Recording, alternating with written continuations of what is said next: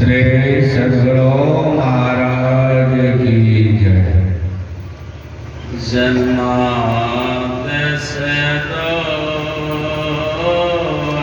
अन्वयात् क्षेत्रस्य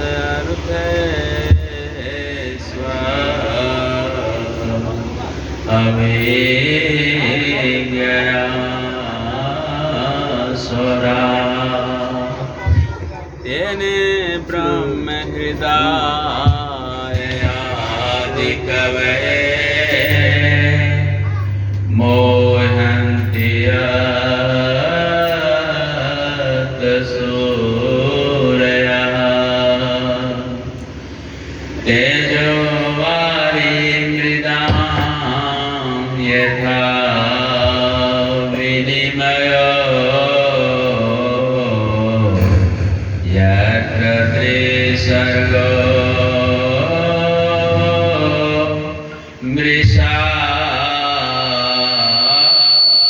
धाम्ना स्वेन सदा निरस्तकुहकां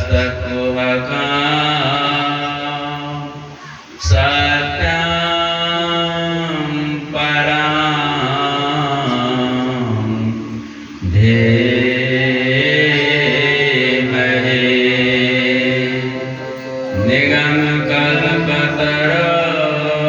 निगमकल्पतरोर्गलितं फलं सुखमुखार्थमृतं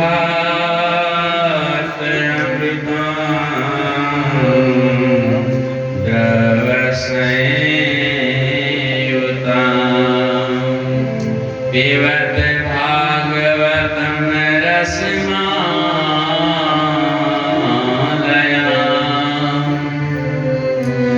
मुहुरहो रसिका भुवि भावुका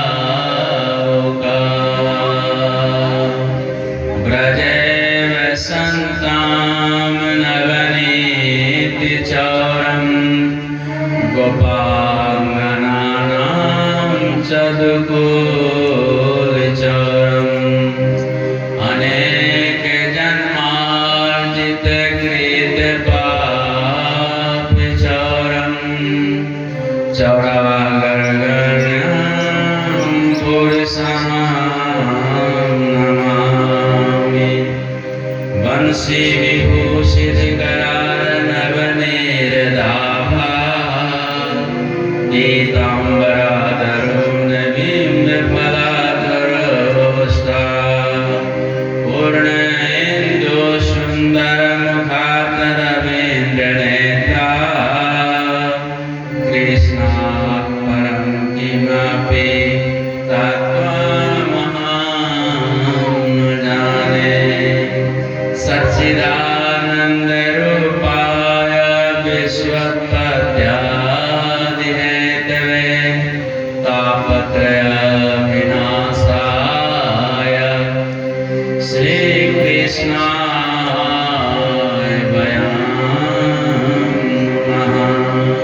वसुदेवं सुतं देवं कंसचारुमर्दनं देवकी परमानन्दं कृष्णं वन्दे जगद्गुरुं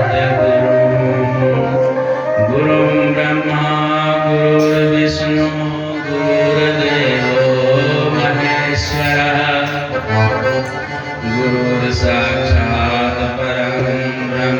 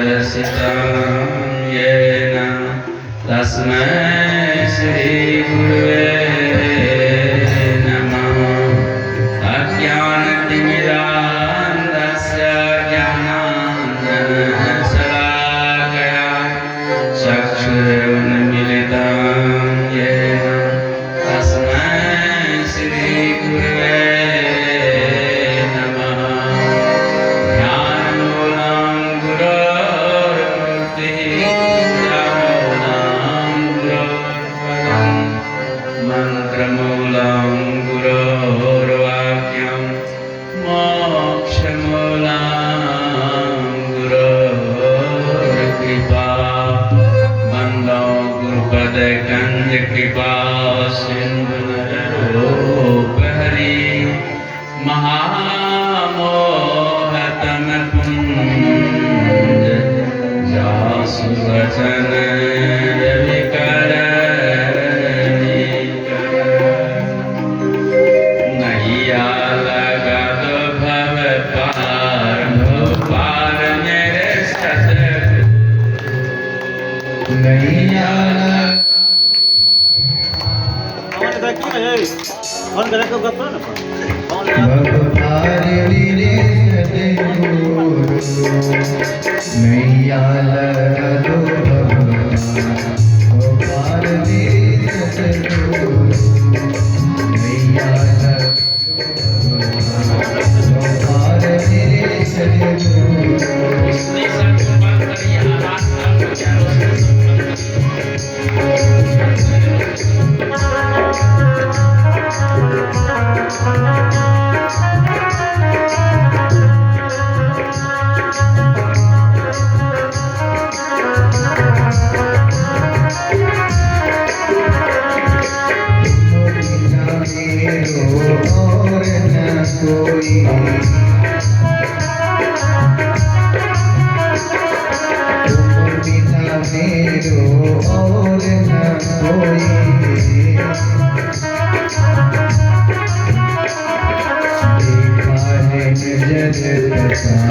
पसार मेरे सतगुरु देखा है नजर पसार मेरे सतगुरु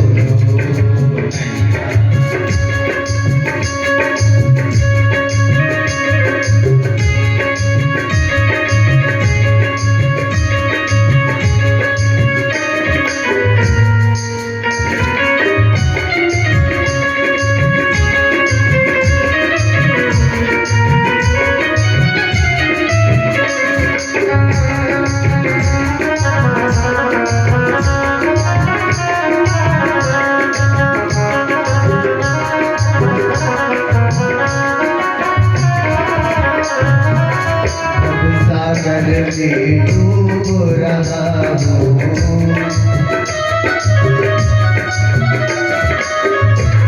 सागर में डूब रहा हूँ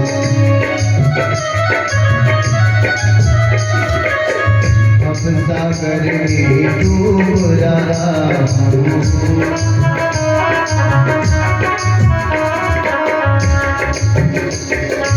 नहीं हो मेरे पतवार मेरे सतगुरु नहीं हो मेरे पतवार मेरे सतगुरु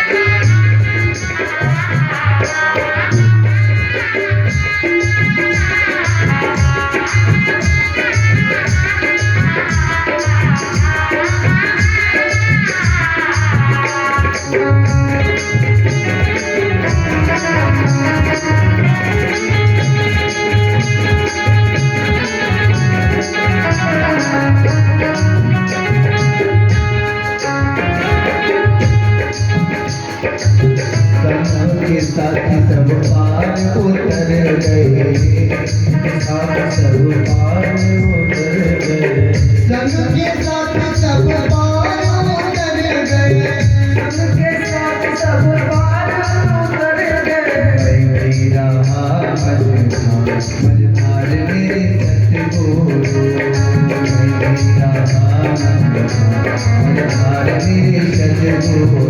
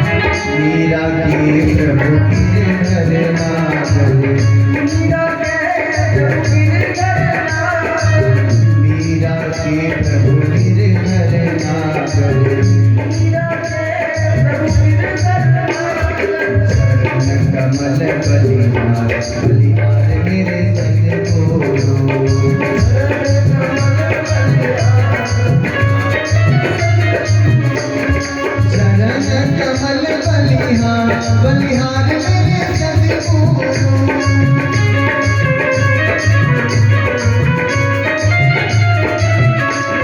नैया लगा दो भगवान मेरे सतगुरु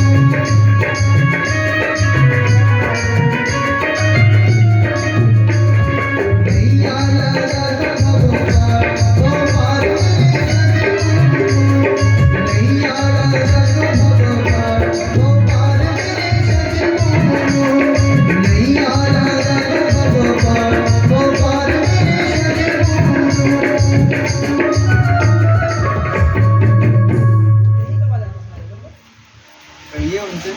बाजार थोड़ा सा साउंड नहीं पुर रहा है, कैसे होगा? बॉक्स मजबूत कर लिया उठा लेता हम क्या करें।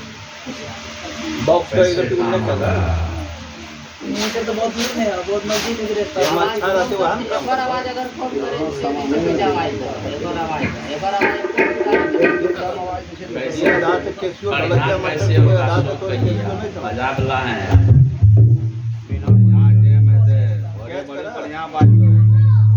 बढ़िया कैसे होगा सो कहिए न तो ये दोनों को सुर नहीं मिले उधर वाले बॉक्स का आवाज आ रहा है इससे ज्यादा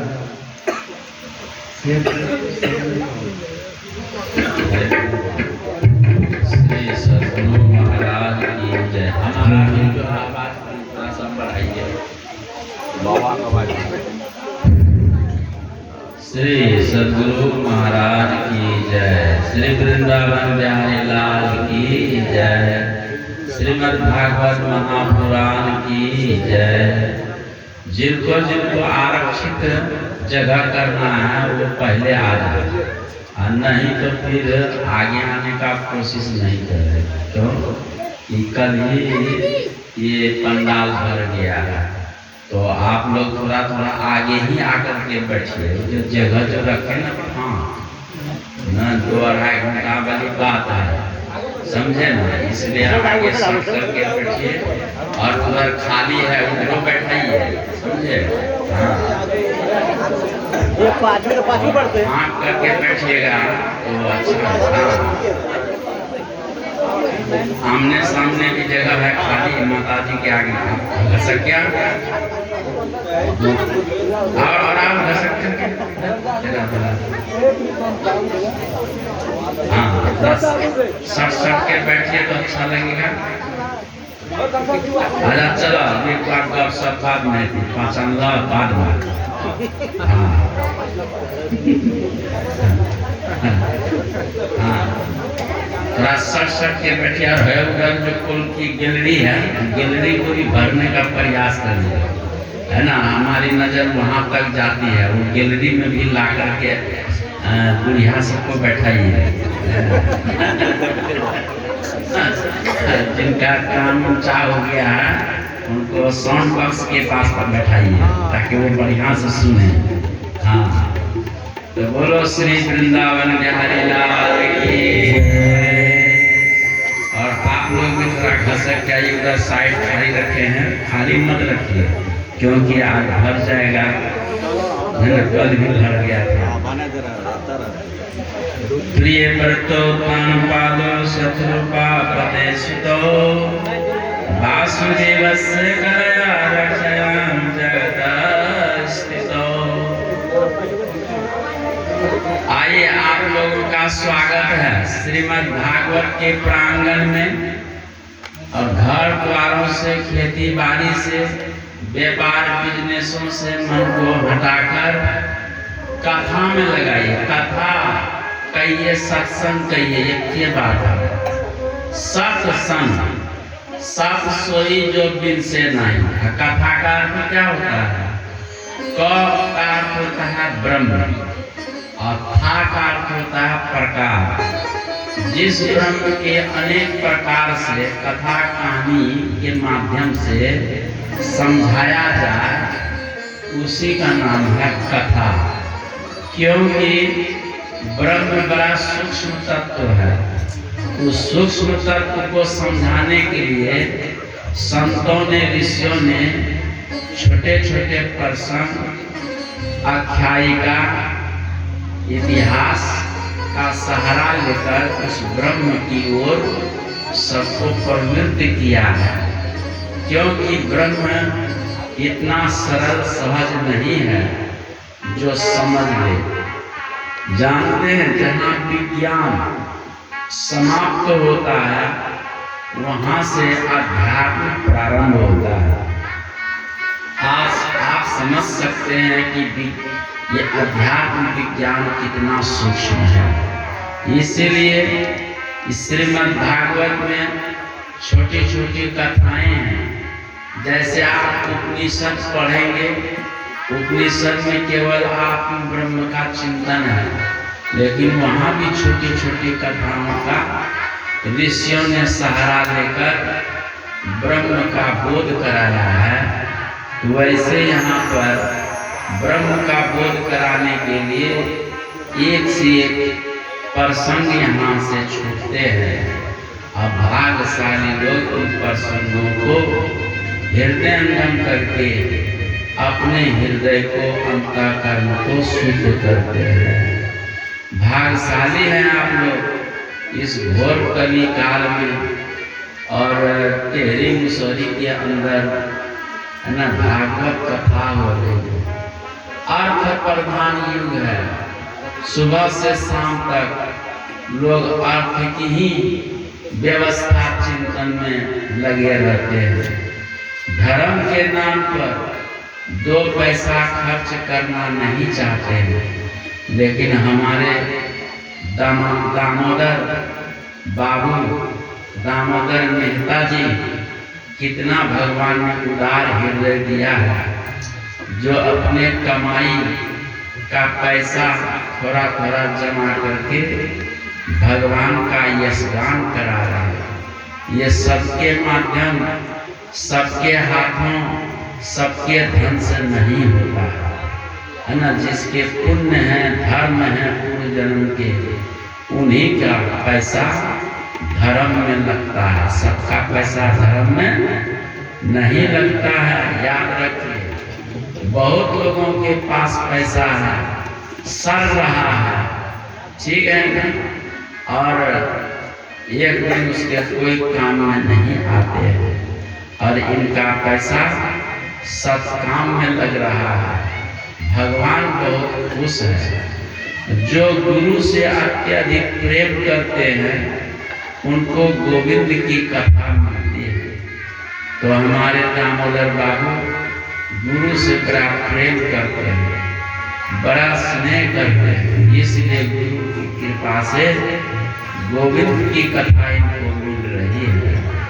गुरु गोविंद जो खरे काको लागू पाओ, अब बलिहारी गुरु आपनो गोविंद दियो लखाए। गुरु के कृपा के बिना गोविंद की कथा नहीं मिलती है। यदि गोविंद की कथा मिल रही है तो इसमें गुरु का बहुत बड़ा हाथ है। हाँ, इसको वही समझेगा जो गुरु से प्रेम स्नेह करते हैं। यह सब कथा संवाद कथा है, गुरु शिष्य के प्रश्न उत्तर की कथा है। आइए इस कथा से जन्म जन्मांतरों की व्यथा दुख दूर होता है और श्रवण से पुण्य की प्राप्ति होती है ना, और आत्मा रूपी दर्पण की सफाई होती है। अतः प्रभु का दीदार साक्षात्कार होता है। आइए मनु के पुत्री की कथा सुबह सुने, आप पुत्र की कथा सुनिए। राजा उत्तानपाद की 2 पत्नियां हैं। जाए उत्तानपाद से सुनीति सुरुचि स्तयो। सुरुचि और सुनीति नाम की 2 पत्नियां हैं, और सुनीति पत्नी का पुत्र का नाम है ध्रुव और सुरुचि पत्नी का पुत्र का नाम है उत्तम। एक दिन उत्तानपाद अपने राज सिंहासन पर बैठे थे। उनके गोद में उत्तम नहीं था, कहीं खेलने कूदने चला गया। तो ध्रुव जाकर अपने पिता के गोद में बैठ गया। पिता के गोद में बच्चा को बैठने में बड़ा सुख मिलता है, आनंद मिलता है। तो थोड़ी देर में खेलते खेलते उत्तम वहाँ आ गया।